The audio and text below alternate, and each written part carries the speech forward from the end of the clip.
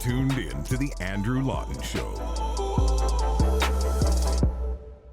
Again, I'm sure anyone who criticizes the federal budget is also most certainly falling victim to misinformation, including perhaps those who oppose the capital gains tax. There were hundreds, well over 1,000 people from the business and tech and entrepreneurial space that signed an open letter to the federal government calling out this increase to the capital gains tax.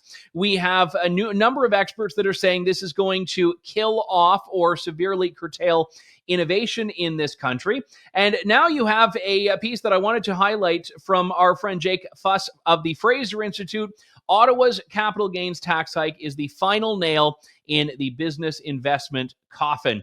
Jake is the director of fiscal studies for the Fraser Institute, and it's always good to have him back on the show. Jake, welcome. Thanks for coming on. Thanks very much for having me back on. So this can be very abstract for a lot of people. There are a lot of Canadians, especially as they're doing their personal income tax, that don't know if they have capital gains, that may never have capital gains, and they think, okay, well, this doesn't really affect me. But it does affect everyone if it is stifling business and growth, does it not? Well, absolutely. I mean, right now we have a business investment crisis in Canada from 2014 to 2022. Our per worker business investment has fallen by almost $4,000, even after we account for inflation. That's not the situation in other countries like the United States, where they're actually increasing their per worker business investment right now. And this is really critical to actually equip workers with the tools and technology that we need to improve productivity and ultimately to actually increase people's wages over time, because when businesses become more profitable and more efficient and more innovative over time, this actually benefits workers and living standards in Canada. But a measure like increasing capital gains taxes is only going to make the situation worse for business investment over the long run. Yeah, and I would point out to this one section in your piece here where you talk about how it is reducing the return on investment, encouraging an exodus of capital. And that part is so key because capital is not restricted by geography at this point. I mean, you can make whatever claims you want about globalization, but the reality is we do have a globalized economy. People can put their billions of dollars, their millions of dollars, basically anywhere in the world. And countries do need to be competitive.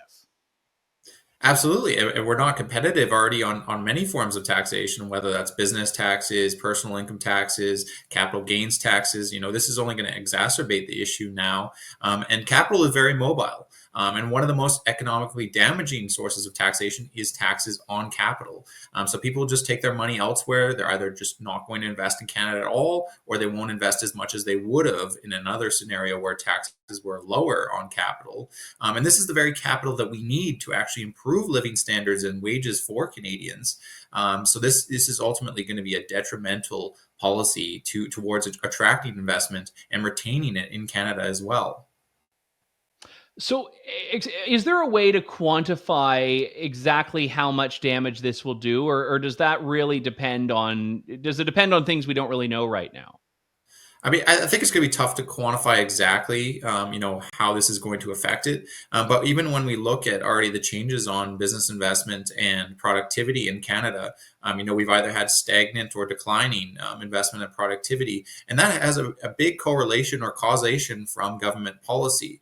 So when we're having increased regulations, high taxes, and also massive uncertainty for businesses when you're consistently running deficits, that creates uncertainty for businesses in the future, that they could face future tax increases. I mean, and this is already something that we're seeing now. Capital gains taxes are essentially being used as a revenue generation tool to pay for a lot of the spending that the federal government is currently taking on. So this is one of the many things that is just going to affect businesses and individuals as well, and deter more investment in Canada.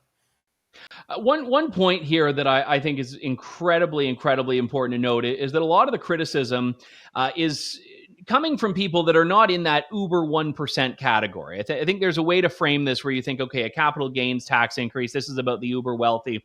Family doctors, one example, one group, not an uber wealthy group. Yes, they're upper middle class, sometimes beyond that, but they've structured their businesses in a way where they have corporate capital gains that they rely on. So there are a lot of middle class people that are pretty directly affected by this.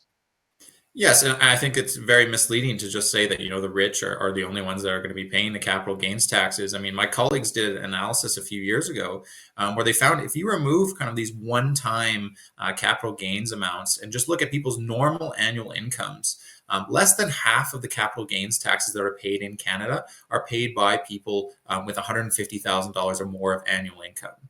So it's very misleading to just say, oh, this is only going to impact the rich.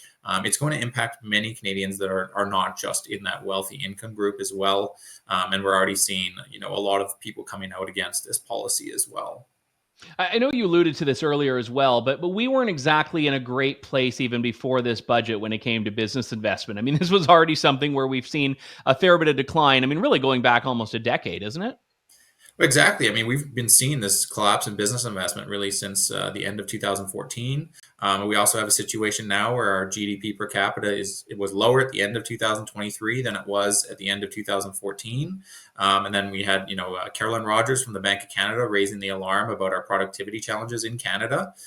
So we have big problems going into the federal budget. And now not only are we not addressing those problems, we're actually making a lot of the problems even worse.